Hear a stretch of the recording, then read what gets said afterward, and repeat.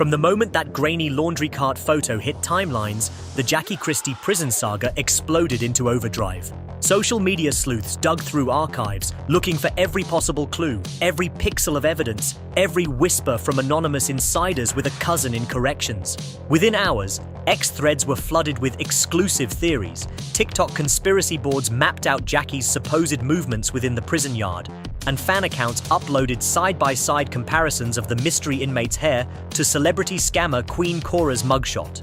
And while the internet spiraled, Jackie's real-life drama hit a whole new gear. By day 2 of DOS Jackie prison affair trending worldwide, the first so-called official documents began leaking. A photocopied incident report stamped with prison insignia and the ominous title, Unauthorized Inmate Contact, J. Christie Inmate, number 34199. The report claimed that on May 2nd at 4:45 p.m., Correctional Officer Martinez observed Jackie and the unidentified inmate engaging in prolonged physical contact behind Laundry Block C. When warned of a potential code violation, Jackie allegedly smirked and said, "I'm still that girl. Write it up if you want." Bloggers went feral. Petty Label called it Shakespeare in Solitary. Sleuth Queens ran a headline reading, "Jackie's Inmate Love Story, Prison Edition of Basketball Wives." As the meme factory roared to life, the rumors deepened.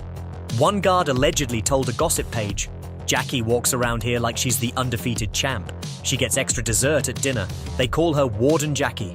Another anonymous inmate's relative posted a TikTok voice recording claiming Jackie told the mystery woman, "You're my ride or die now, girl. I died." Doug Christie, meanwhile, couldn't avoid the storm. Paparazzi caught him leaving a Los Angeles law office looking drained.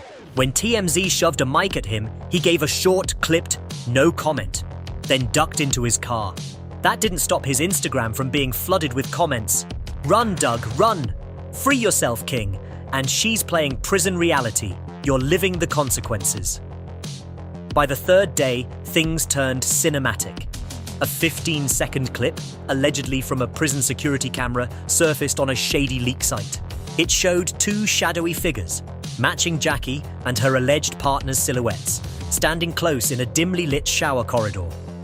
No explicit content, but the body language told 1,000 stories. Blogs gave the footage names like Forbidden Bars and Basketball Wives Jailhouse Diaries. One Reddit user declared, "I haven't been this invested in a couple since Beyoncé and Jay-Z in the elevator." Then came the international headlines. British tabloid The Daily Tea went with US reality queen in jailhouse romance, caught on tape. French gossip magazine Gossipy blared, "La star déchue dans un scandale derrière les barreaux." Even CNN got spoofed by viral memes with fake anchors saying, "We thought the Christie case peaked." Apparently not. Within a week, the scandal had a nickname, Jeux Cell Block Smoochgate. Merch sites sprang up overnight, hoodies reading, "Warden Jackie says you can't sit with us," mugs with "Jocks ride or the laundry cart," and phone cases with grainy stills from the leaked video. And somewhere in VH1's Manhattan offices, according to one alleged insider, executives were fighting the urge to find a legal way to film her in prison because the ratings would be unmatched.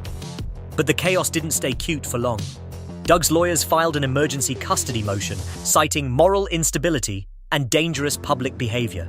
A blog claiming to have inside access said the filing was titled, "Emergency Motion, Protection of Minor Children from Ongoing Parental Scandal." On social media, word Doug run shot up the trends. Rapper Tragic D, who once feuded with Jackie on VH1, tweeted, "Told y'all Jackie been wild, Doug should have left years ago." Even Tiffany New York Pollard weighed in with a wine-sipping TikTok. "Jackie, baby, what are you doing? You're out of control, and I'm living for it." Sponsors began dropping like flies. A haircare brand, a skincare company, and even a diet tea label publicly cut ties with Jackie's team, citing brand misalignment. A leaked prison memo claimed she was now under high observation pending inquiry into inappropriate inmate relationships. A YouTube legal analyst called Courtroom Clown summed it up best. Jackie really said orange is the new black, but make it messier. And just when the narrative felt like it couldn't twist any further, an online alias Cell Block Spy posted a cryptic message. "There are sealed FBI documents involving person of interest DC."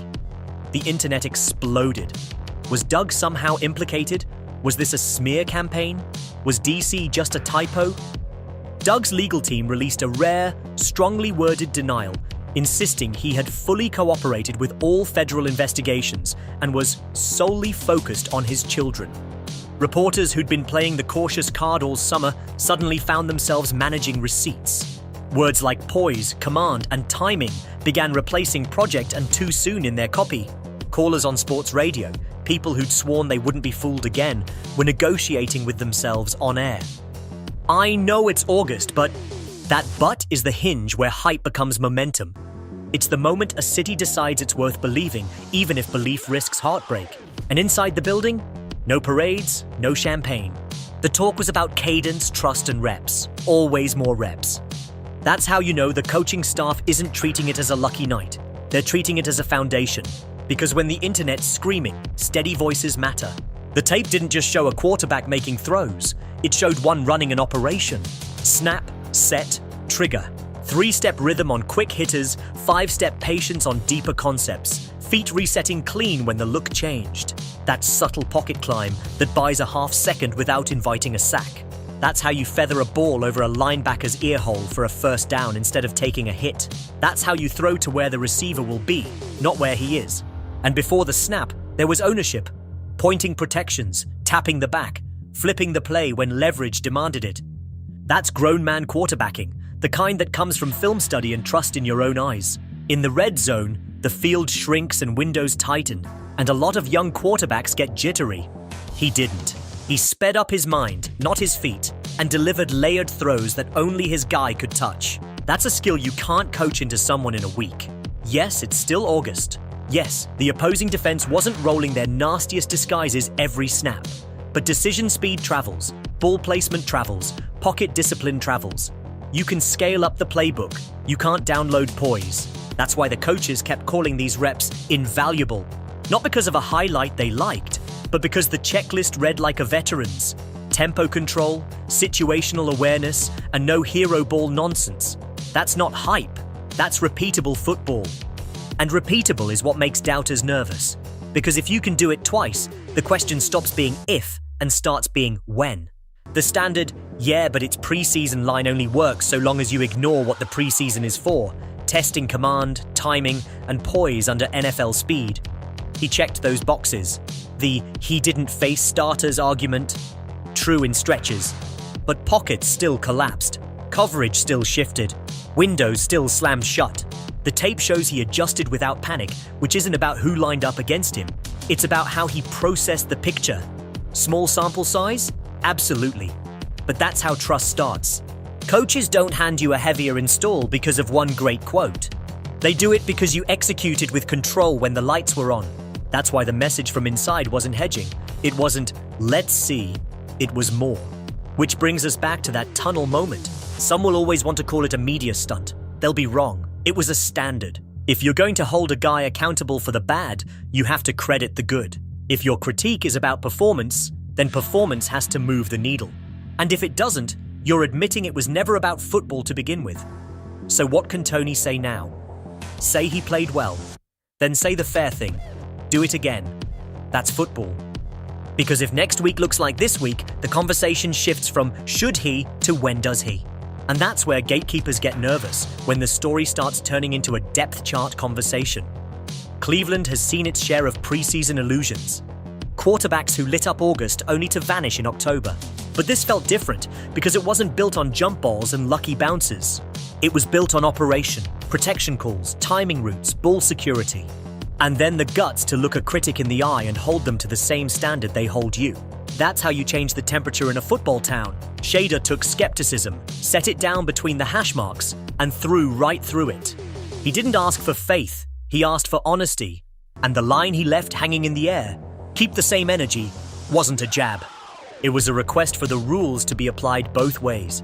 If you're going to be loud about the mistakes, be loud about the growth. If you want patience for the struggles, give credit for the strides. That's the balance leaders demand. The game itself won't put a crown on his head for 138 yards and 2 scores. It won't strip anyone of their right to be cautious. But it will remember who watched the film and who stuck to a narrative instead. Because the NFL is a weekly referendum, and the only thing that survives the news cycle is repeatable execution.